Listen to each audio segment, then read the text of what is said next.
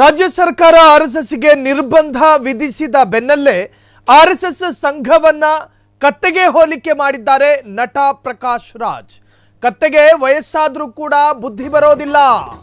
RSS ಸಂಘವನ್ನ ಕತ್ತೆಗೆ ಹೋಲಿಕೆ ಮಾಡಿದ ನಟ ಮತ್ತು ಇಂಟೆಲೆಕ್ಚುವಲ್ ಪ್ರಕಾಶ್ ರಾಯ್. ಕತ್ತೆಗೆ ವಯಸ್ಸಾದರೂ ವಿವೇಚನೆ ಇಲ್ಲ, ಬುದ್ಧಿ ಇಲ್ಲ, ಬುದ್ಧಿ ಬರೋದು ಇಲ್ಲ. ಅಂಬೇಡ್ಕರ್ ಬುದ್ಧ ಅಂತ ಬರೀ ಭಾಷಣ ಮಾಡಿದ್ರೆ ಸಾಲದು, ಅವರ ತತ್ವಾದರ್ಶಗಳನ್ನು ಅನುಸರಿಸಬೇಕು ಮತ್ತು ಅಳವಡಿಸಿಕೊಳ್ಳಬೇಕು.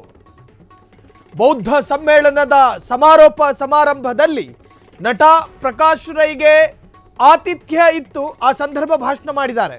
ಒಂದು ಸಂಸ್ಥೆಗೆ 100 ವರ್ಷವಾದರೂ ವಿವೇಕ ಬರೋದಿಲ್ಲ. ನೋಡಿ, ಪರೋಕ್ಷವಾಗಿ RSS ಇತ್ತೀಚೆಗೆ ಅಷ್ಟೇ 100 ವರ್ಷದ ಸಂಭ್ರಮವನ್ನ ಆಚರಣೆ ಮಾಡಿಕೊಂಡಿತ್ತು ವಿಜೃಂಭಣೆಯಿಂದ. 1925ರಲ್ಲಿ ಗೋಳ್ವಾಲ್ಕರ್ ಅವರ ನೇತೃತ್ವದಲ್ಲಿ ಸೃಷ್ಟಿಯಾದ ರಾಷ್ಟ್ರೀಯ ಸ್ವಯಂ ಸೇವಕ್ ಸಂಘ 2025ರ ಒಳಗಾಗಿ 100 ವರ್ಷವನ್ನು ಪೂರೈಸಿದೆ.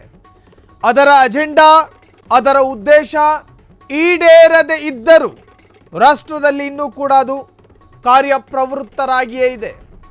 ಅದು RSS 100 ವರ್ಷ ಆದರೂ ಕೂಡ ಬುದ್ಧಿ ಬಂದಿಲ್ಲ ಅಂತ ಅದನ್ನ ಹೆಂಗೆ ಹೋಲಿಕೆ ಮಾಡಿದ್ದಾರೆ ಅಂತ ಕೇಳಿದ್ರೆ, ಕತ್ತೆಗೆ ವಯಸ್ಸೆಷ್ಟೇ ಆದರೂ ಬುದ್ಧಿ ಬರೋದಿಲ್ಲ.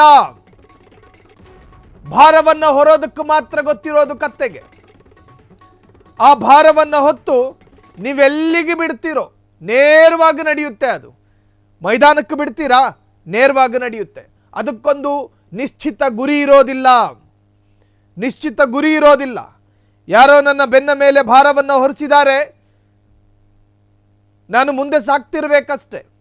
ಮಳೆ ಬರ್ತಾ ಇದೆಯೋ, ಬಿಸಿಲು ಬರ್ತಾ ಇದೆಯೋ, ಯಾವ ಪರಿವೆಯೂ ಇರೋದಿಲ್ಲ ಕತ್ತೆಗೆ. ಸೊ ಆ ಕತ್ತೆಗೆ ಹೋಲಿಕೆ ಮಾಡಿದ್ದಾರೆ. 100 ವರ್ಷವಾದರೂ ಕೂಡ ಬುದ್ಧಿ ಬರಲ್ಲ. ಪ್ರಕಾಶ್ ರೈ ಕೇವಲ ನಟ ಮಾತ್ರ ಅಲ್ಲ, ಪ್ರಗತಿಪರ ಬುದ್ಧಿಜೀವಿ, ಹೀಗೆ ಸಾಹಿತಿ, ಹೀಗೆ ನಾನಾ ಹೆಸರುಗಳಲ್ಲಿ ಕರೆಸಿಕೊಳ್ತಾರೆ. ಬೌದ್ಧ ಸಮ್ಮೇಳನದ ಸಮಾರೋಪ ಸಮಾರಂಭಕ್ಕೆ ಪ್ರಕಾಶ್ ರೈರವರನ್ನು ಅತಿಥಿಯಾಗಿ ಕರೆದಿದ್ರು. ಆ ಸಮಾರೋಪ ಸಮಾರಂಭಕ್ಕೆ ಭಾಗಿಯಾಗಿದ್ರು ಪ್ರಕಾಶ್ ರೈ. ಆ ಸಂದರ್ಭದಲ್ಲಿ ಭಾಷಣ ಮಾಡ್ತಾರೆ.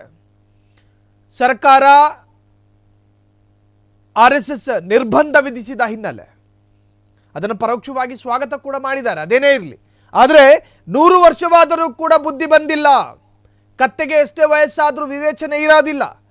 ಅಂಬೇಡ್ಕರು ಬುದ್ಧ ಅಂಥೇಳಿ ಬರೀ ಭಾಷಣ ಮಾಡೋದಲ್ಲ ಈ ರಾಜಕಾರಣಿಗಳು. ಅವರ ತತ್ವಾದರ್ಶಗಳನ್ನು, ಅವರ ಮೌಲ್ಯಗಳನ್ನು ಅನುಸರಿಸಬೇಕು ಮತ್ತು ಅಳವಡಿಸಿಕೊಳ್ಳಬೇಕು.